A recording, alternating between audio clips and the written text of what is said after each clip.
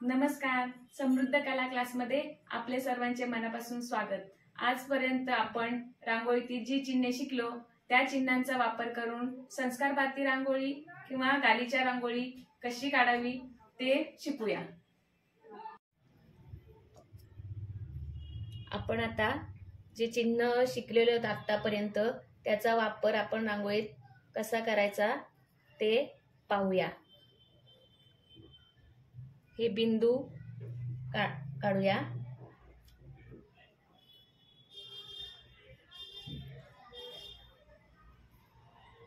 बिंदू पासून गोल तयार करूया.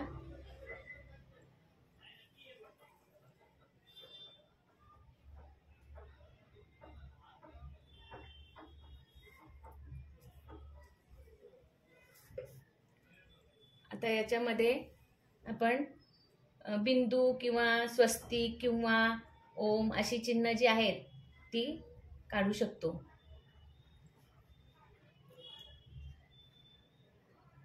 छोटी आहे रांगोळी त्याच्यामुळे छोटा स्वस्तिक येईल.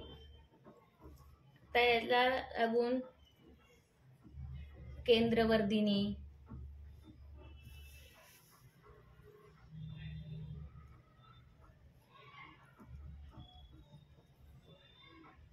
गोपद्म, रेषा अशी वेगवेगळी चिन्ह आपल्याला याच्यामध्ये वापरता येतील.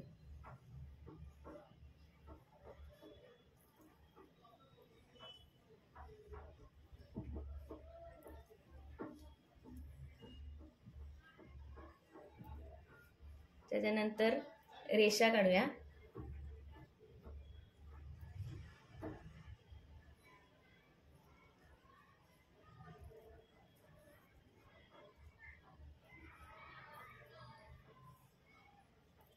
सगळ्या चिन्हांचा एका रांगोळीत वापर नाही होणार.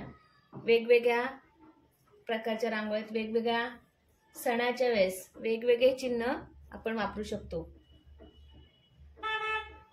अशा बिंदूंचा वापर करू शकतो. ही छोटी झाली. पांढऱ्या रांगोळीत आपण सरावासाठी काढायचंय. नंतर त्याच्यामध्ये रंग वापरून सुद्धा नंतर मोठी रांगोळी आपण काढू शकतो.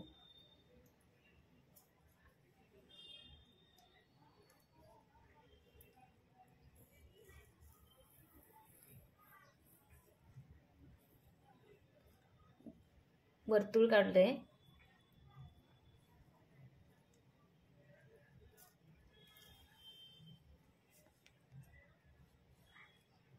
वर्तुळामध्ये आपण आता गोपद्म वापरूया. वर्तुळाच्या बाजूने छोट्या रांगोळींचा सराव केल्यावर नंतर मोठ्या मोठ्या रांगोळी आपल्याला काढता येतात.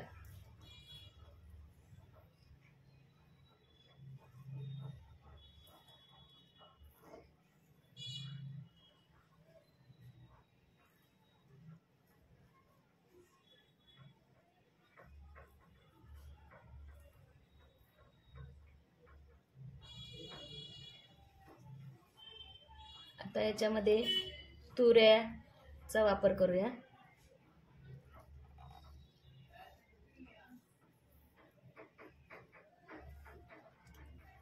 जर अजिबात कोणाला येत नसेल त्याच्यासाठी वेगवेगळं घरातलं साहित्य वापरून सुद्धा आपण रांगोळी पाहणार आहोत.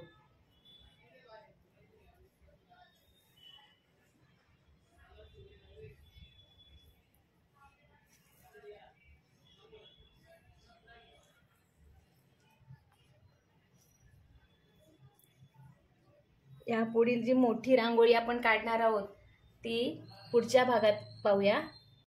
आता आपण ताट किंवा वेगवेगळ्या साहित्याचा वापर करून लहान मोठी वर्तुळं काढू शकतो. आणि जर सर्वात मोठी रांगोळी काढायची असेल तर त्याच्यासाठी सुतळ किंवा दोरा याचा उपयोग करायचा असतो.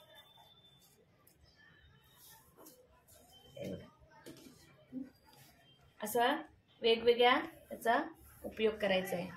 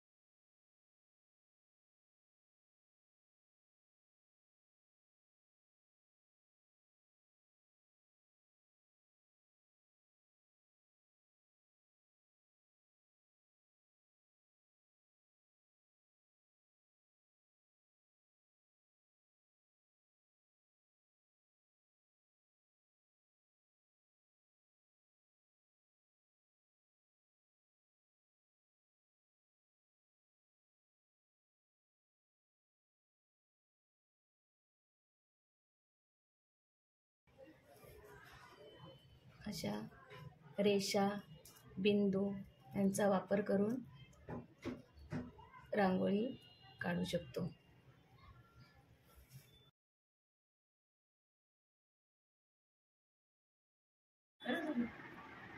अशा प्रकारे आपण जी चिन्हे शिकलो त्या प्रत्येक चिन्हाचा वापर रांगोळीमध्ये करायचा आहे. पुढील भागात आपण रंग वापरून रांगोळी कशी काढावी हे पाहणार आहोत. धन्यवाद.